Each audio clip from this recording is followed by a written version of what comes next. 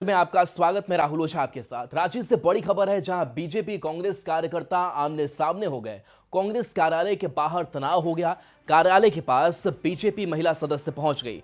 Barricading की एक तरफ बीजेपी के सदस्य थे तो दूसरी तरफ कांग्रेस महिला मोर्चा की सदस्य खड़ी रही।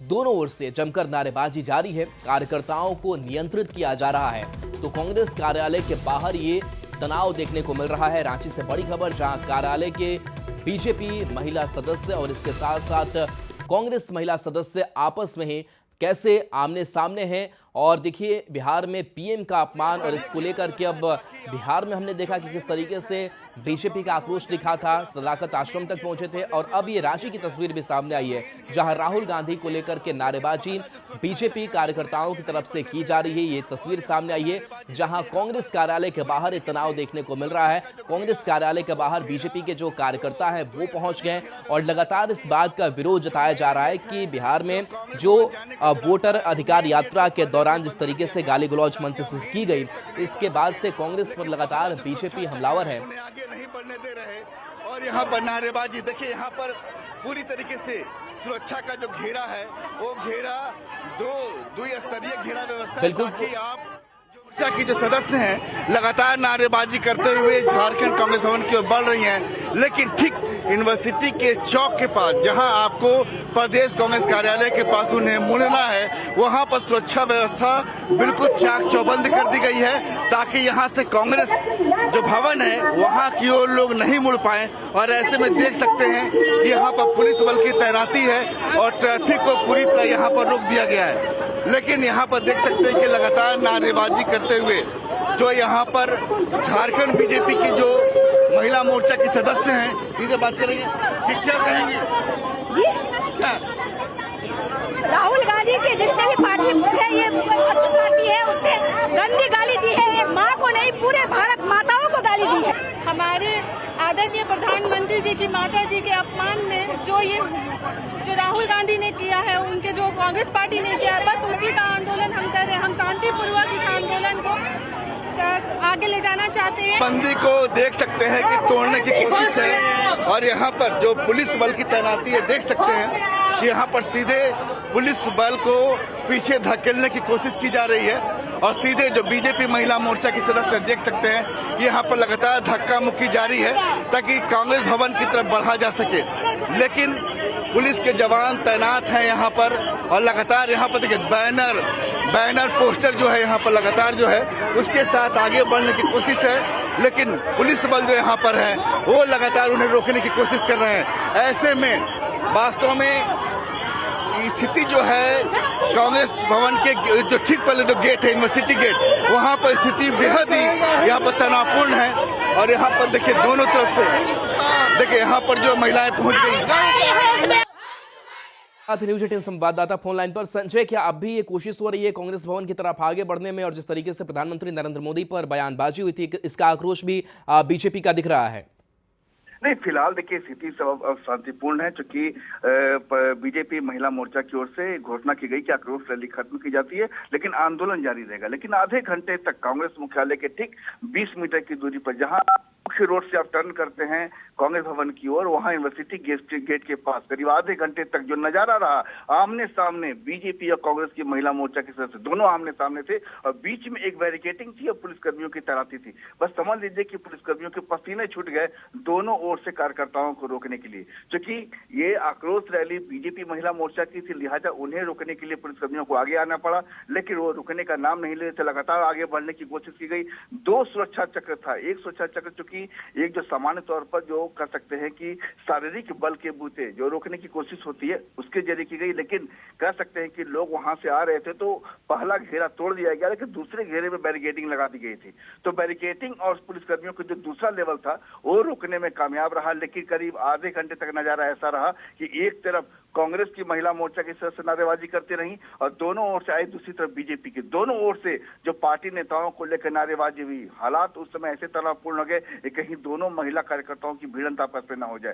लेकिन पुलिस कर्मियों की समझदारी क्या है, जो महिला सुरक्षा कर्मी थी उन्होंने धैर्यपूर्वक इसका सामना किया, दोनों ओर के समझा बुझाकर दोनों को इसको यह कह सकते हैं कि स्थिति को वहां पर जो संभालने की कोशिश की और आधे घंटे के बाद आक्रोश रैली के समापन का ऐलान किया गया। लेकिन इसके बावजूद करीब 10 से 15 मिनट तक बीजेपी के महिला मोर्चा सदस्य बीच सड़क पर बैठकर वहां लगातार नारेबाजी हुई और कहा कि इसी तरीके से जो टिप्पणी की गई है पीएम मोदी की मां के खिलाफ, उसके बयान के विरोध में जो पार्टी का आंदोलन है वो लगातार जारी रहेगा। लेकिन जो तस्वीरें थी उस दौरान ट्रैफिक एक तरीके से खामोश से एकदम शांत सा पड़ गया था एक तरफ से, और जो नजारा, चूंकि नजारा यहाँ पर महिला शक्ति, देखिए बात यहाँ पर महिला सम्मान से उठी थी और महिला शक्ति ही आमने सामने थी। मतलब एक तरफ बीजेपी की महिला शक्ति, कांग्रेस की महिला शक्ति, तो कह सकते हैं कि बात जो उठी थी नारी सम्मान से और नारी ही आज मैदान में थी। तो ऐसे में पुलिस कर्मियों के पसीने छूट गए। जी चलिए, शुक्रिया इस अपडेट के लिए आपका संजय। बंद कर दिया गया है ताकि हम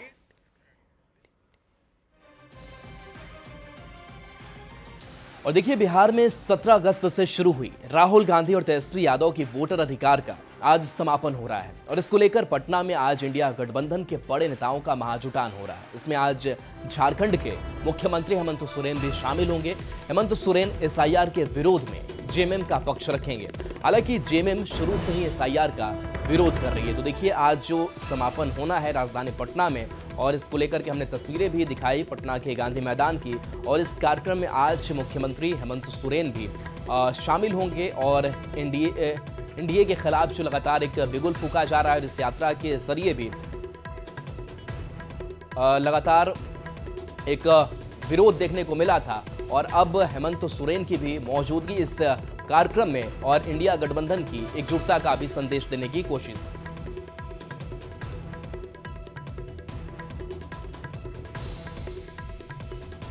तो पटना में आज वोटर अधिकार यात्रा का समापन हो रहा है और गांधी मैदान में इंडिया गठबंधन के मार्च को लेकर बड़े बड़े होर्डिंग्स और झंडे लगाए गए हैं। लेकिन इसमें सबसे खास बात ये दिख रही है कि होर्डिंग्स में आरजेडी के बड़े नेता लालू या तेजस्वी सहित सभी गायब हैं। गांधी मैदान में आरजेडी का झंडा भी दूर दूर तक नहीं दिख रहा है। ऐसे में तस्वीरों को लेकर अटकलें तेज हो गई हैं कि बिहार में कांग्रेस अब फ्रंट फुट पर आने की बड़ी तैयारी में है।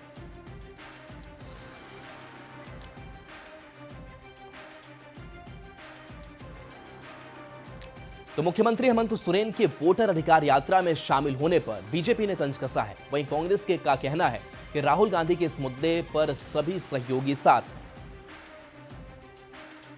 दर्द उत्पन्न होगा, क्योंकि इंडिया महागठबंधन जिस प्रकार यह प्रमाण कर दिया है कि भारतीय जनता पार्टी चुनाव आयोग के द्वारा तीसरी बार पहुंची है, आम जनता के माध्यम से नहीं, चुनाव आयोग ने जिताया है। हेमंत सोरेन जी की लोकप्रियता पूरे देश में है, पूरे देश से उनको बुलावा है और निश्चित रूप से बिहार में चुनाव है तो वहाँ की भी जनता उनको सुनना चाहती है, उनको नज़दीक से देखना चाहती है। अब भारतीय जनता पार्टी की अगर ये बौखलाहट है तो इनकी बौखलाहट और बढ़ने जा रही है आने वाले।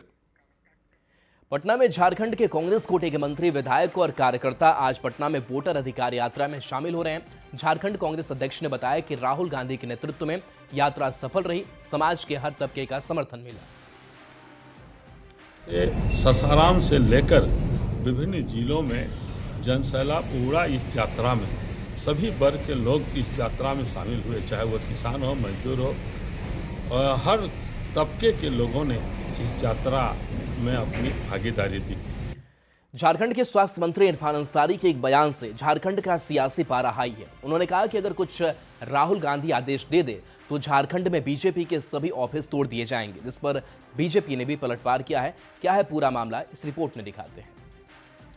अपने बयानों को लेकर हमेशा सुर्खियों में रहने वाले झारखंड के स्वास्थ्य मंत्री इरफान अंसारी ने एक बार फिर से ऐसा विवादित बयान दिया जिसको लेकर बवाल मच गया है। पटना में कांग्रेस कार्यालय में तोड़फोड़ पर स्वास्थ्य मंत्री डॉक्टर इरफान अंसारी ने बीजेपी पर हमला बोला। उन्होंने कहा कि सिर्फ राहुल गांधी के आदेश का इंतजार है, अगर एक बार आदेश मिल गया तो बीजेपी के जितने भी कार्यालय झारखंड में हैं सभी को तोड़ देंगे। और राहुल जी ने क्या कहा, वोट चोर। वोट चोरी किया आपने, आप गाली दीजिएगा तो ठीक है, हम लोगों ने गाली नहीं दिया, फिर भी उस पर आप मुद्दा बना दिए और हमला कर दीजिएगा क्या कार्यालय में। है हिम्मत तो भाई झारखंड करके दिखाए। तो राजधानी पटना में वोटर अधिकार यात्रा का समापन और इस मौके पर सीएम हेमंत सोरेन बोल रहे हैं, सीधे आपको लिए चलते हैं। वक्ताओं ने इस बात को रखा है। बस हम आप लोगों से ये अपील करने आए हैं कि ये जो वोट है, ये वोट किसी पार्टी का नहीं है, ये वोट देश का वोट है। और इस वोट के माध्यम से देश, संविधान बचता है, टूटता है। और दुर्भाग्य से 2014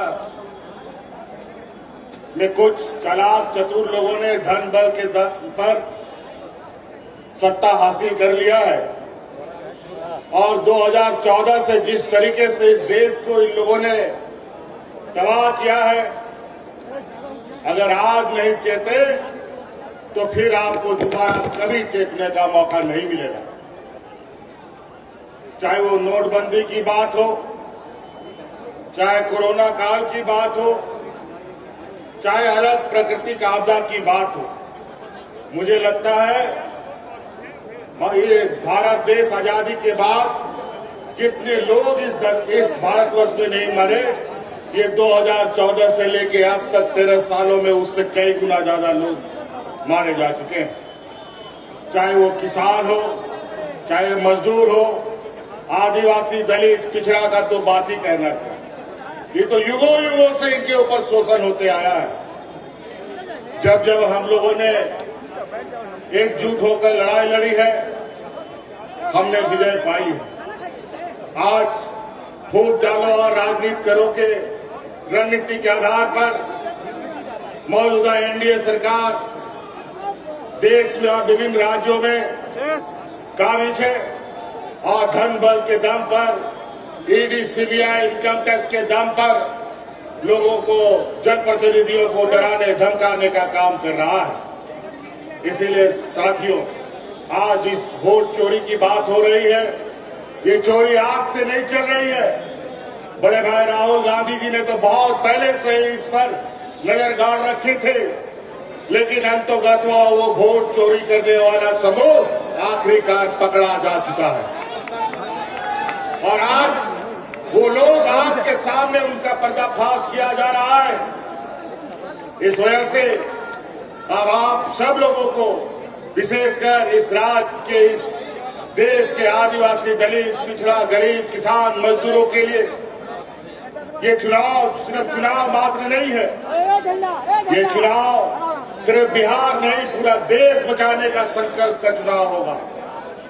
इस वजह से साथियों, आप सब लोग आज, क्योंकि हम लोग विपक्ष की तरफ से लगातार इन षड्यंत्रकारियों के खिलाफ आवाज बुलंद कर रहे हैं, तरह तरह तरीके से वो अपना हथकंडा अपनाते हैं। मुझे भी कई दिनों तक जेल में डाल दिया, लोकसभा हमें जेल से ही अंदर रह के लड़ना पड़ा। चले बढ़ते आगे। इरफान अंसारी के बयान पर बीजेपी सांसद निशिकांत दुबे ने कड़ी प्रतिक्रिया दी है। अब निशिकांत और इरफान के बयान पर झारखंड का सियासी पारा गर्म है। बीजेपी झंडा छूने पर इरफान को पाकिस्तान भेजने की धमकी दे रही है, तो वहीं कांग्रेस के नेता निशिकांत पर व्यक्तिगत टिप्पणी कर रहे हैं।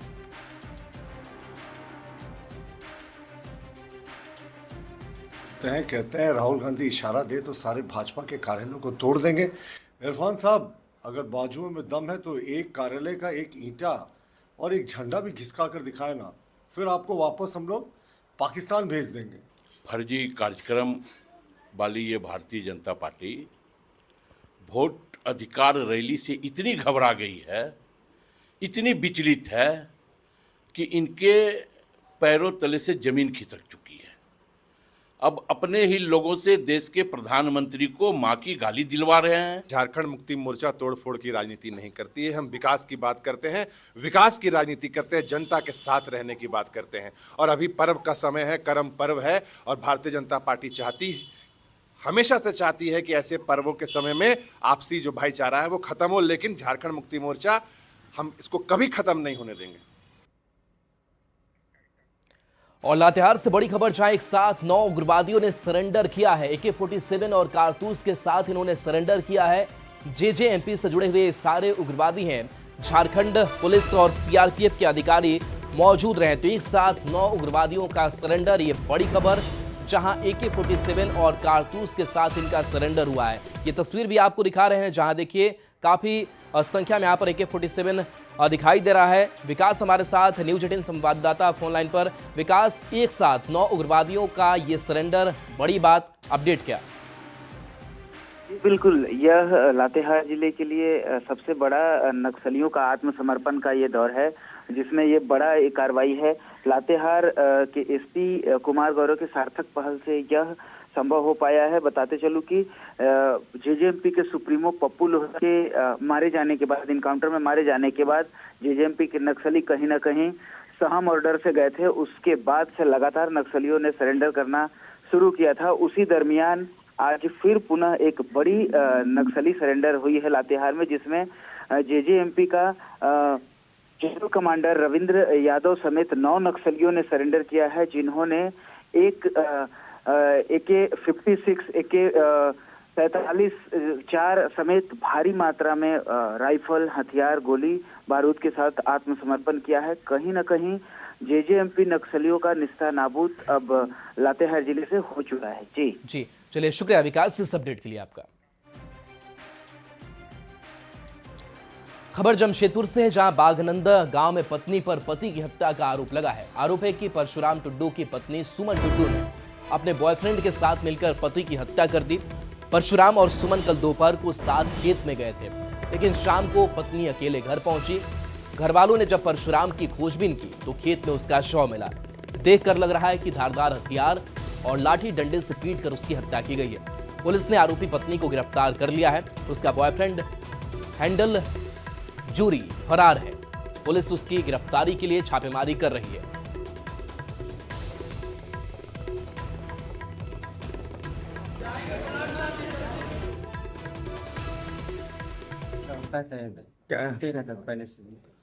क्या झगड़ा कैसा झगड़ा? दूसरा से कुछ संबंध था। किसका? पत्नी का। किसके साथ में? लक्ष्मी हंसता। वो कहाँ रहता है? हैंडल जुड़े मतलब बगली गांव में? नहीं, गालू। अब खबर गिरिडीह से है, जहां बेंगाबाद के मुंड्राढी गांव में पैसों के लेन देन में बदमाशों ने एक शख्स की चाकू मारकर हत्या कर दी। रात के समय अनाउल अंसारी अपनी पत्नी के साथ नए घर पर जा रहा था। इसी दौरान मकसूद ने उस पर चाकू से वार कर दिया। पत्नी के शोर मचाने के बाद गांव के लोग पहुंचे। अनाउल अंसारी को सदर अस्पताल ले गए, जहां डॉक्टरों ने उसे मृत घोषित कर दिया। पुलिस शव को पोस्टमार्टम करा रही है और आरोपी की गिरफ्तारी के लिए छापेमारी कर रही है। से खाना खा करके नया घर जाने जा रहा था सोने अपने पत्नी के साथ में, तो मस्जिद के दरवाजे पर मकसूद ने पकड़ के, उसका घर वाला भी था, और पकड़ के वहीं मारने लगा, चाकू से मारा।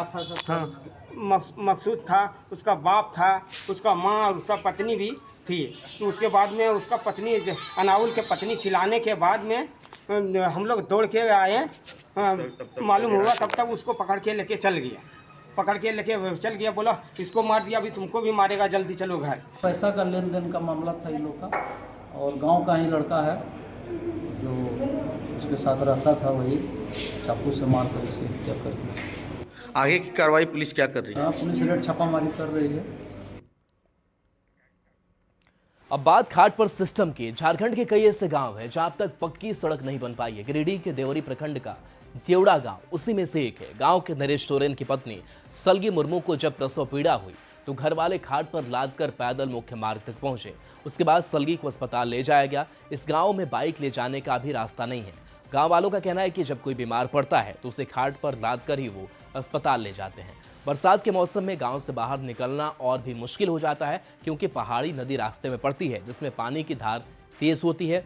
बारिश होने के बाद नदी को पार करना मुश्किल होता है।